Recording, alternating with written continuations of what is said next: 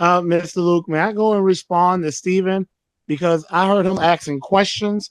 He could have asked me those questions when I was on the floor, but now that I'm back on the floor, Come I would on, like to Marcellus. address them. Okay, how we So, Yeah, gonna what do that Stephen, question? when What you get question did I elected? ask you that I didn't ask to your face, bro?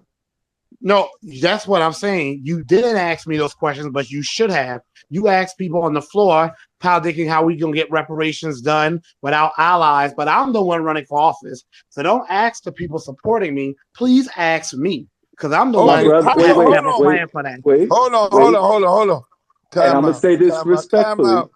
Everybody, come on, Mr. Marcellus. You are running for office.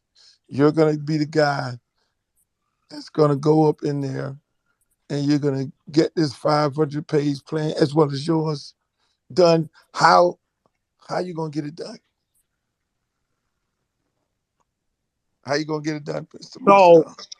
the first thing that has to happen is what has not been done yet in Congress. You have to actually write legislation for reparations. And before anyone tries to come up here and talk about that HR 40 that's been sitting on a desk collecting dust for 30 years, which, by the way, the Democrats have had the House, the Senate, and the presidency from 1992, I believe, to 1996 to from 2009 to 2013 and now in HR 40, which is just a study of reparations. It is not reparations. They could have had the study done by now, reparations implemented. So they just use that as a sign to make it seem like they're doing something for us and they're not. We need someone to actually write a reparations legislation. And anybody can go to my website, marcelforcongress.com, click on the We Deserve Better, and I actually have the first congressional level plan to actually get reparations done. That's one. Now, as far as getting support, here is something, Uncle Luke, Mr. Luke, Uncle Luke, I call you that out of a habit. That's what I've always called you that. Just here's how it works being a leader. I get really sick and tired of people saying that the reason none of these cowards have done a reparations plan because they don't have the votes for it. When you are a leader, you write the legislation and you go out there and you get the votes. You get the support for the plan. You ain't going to have the votes for a legislation if you never write it. So I plan to do it in one or two ways. One, I plan to use the common good. I call it the feather and the hammer. The feathers when I go to people and I show them the facts that until Black America does well, this country is never going to do well. Definitely not as well as it could do. I show them, especially if they are a Democrat and they get their vote from Black Americans, they would not exist without us, even if they are a Republican and they have a significant Black population. I show them how this will help empower their districts. That's the first thing. And I will try to build a coalition and partnerships with them then. If that doesn't work, I pull out the hammer. And pulling out the hammer is when I pull out my car keys and I drive to their districts, or I pull out my credit card, buy an airplane ticket, and I fly to their districts. Then I do what I do here on Twitter, what I do here in South Carolina, in my district, which is James Clyburn's district. I talk with the people. I show the people you might look good, you might be feeling good, but you ain't doing good. I show them our data as Black Americans. We've lost 15 million acres of 16 million we used to own that our grandparents and great grandparents fought to get. Black men are the most likely to be homeless. 15 to 20% of the population, over 55% of the homeless, most likely to be killed by police officers, most likely to die from environmental racism, highest eviction rate, highest rate of gun violence, highest rate of malpractice, highest rate of malnutrition. Okay? Highest rate of race discrimination, highest rate of childhood mortality, lowest level of income. The only group whose income is actually going down, whose wealth is going down. That's our status.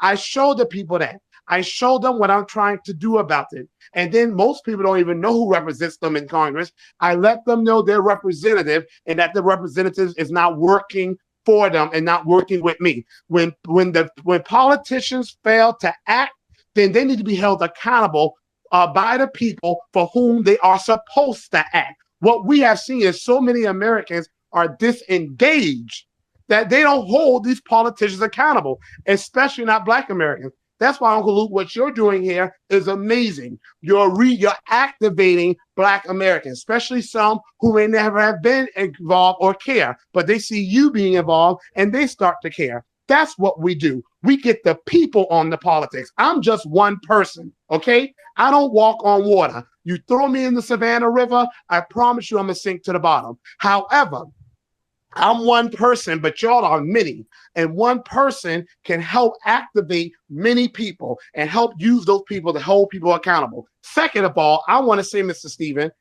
we need to learn from history. The civil rights movement, Dr. Martin Luther King Jr., Ella Baker, Fannie Lou Hamer, Malcolm X, Fatima Poinsetta Clark, they did not go and try to get every single Democrat and Republican to support civil rights legislation. We need to stop acting as if we have to get every single person to sign on, or we have to talk to a majority of people to get the majority of votes. What you do is you strategize. You go to the most important people. Why is it good that I'm running against Clyburn? Not just the fact that he is my representative, but the fact is he's the third most powerful person in Congress right now. The fact is he's the most powerful Black American in politics right now. When I defeat him on a reparations platform, it's going to send shockwaves throughout this nation, throughout this world. You go after the people who have the most influence. That's what Don Martin Luther King Jr. did. They didn't go and try to run down every single politician. They went to Lyndon B. Johnson. They went to him because they knew if they got him on board, he can then use his power to get others on board. Likewise, the people we really need to target are people like Kevin McCarthy, Mitch McConnell, Chuck Schumer, Nancy Pelosi, James Clyburn. You go after the people in key positions. They then will use their positions once they feel the pressure on them to get other people on board. That's how strategy works. Third of all, I am so sick and tired of us being told we have to think about these other groups. What are these other groups doing when we are over 55% of the homeless? When California is only 3% Black, but over 55% of the people on the streets in California are Black. Where are these other groups that you keep telling us we need to worry about?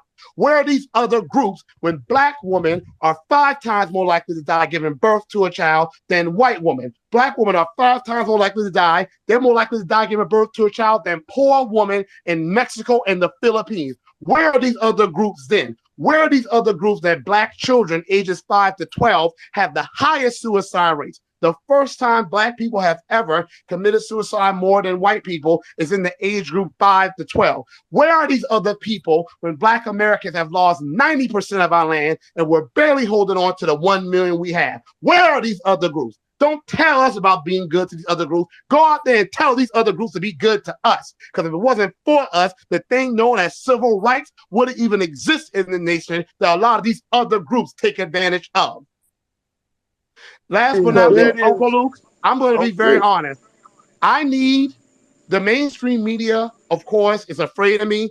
They're cowards. They're sellout. They're coons. That's exactly what they are. They're afraid of Clyburn, so they don't want to have somebody like me on camera. You see, they can't get me on camera and say things like people of color and Black and brown, and we just got to show up and save democracy. They know I would eat them alive. So you're not going to see me on Joy Reid's show or Craig Melvin's show because they know they can't just do that same old talking points with me. So I need people like you. I need people like Ice Cube. Once upon a time, Ice Cube was pounding the pavement for Black people getting something for our votes. Where is he now? I know he knows about me. I need people like you who have been supporting me. I need people like Ice Cube to be supporting me because any type of exposure I can get, I need. Because Clyburn has 30 years of power. People are afraid of him. People have even told me he can snap his fingers and that'll be the end of them financially speaking. I guess I'm just an old idiot and I guess I'm so poor, I don't have nothing for him to take, really. So I guess I feel nothing he can do for me. But I need y'all types of exposure behind me because he has all these people in his pockets.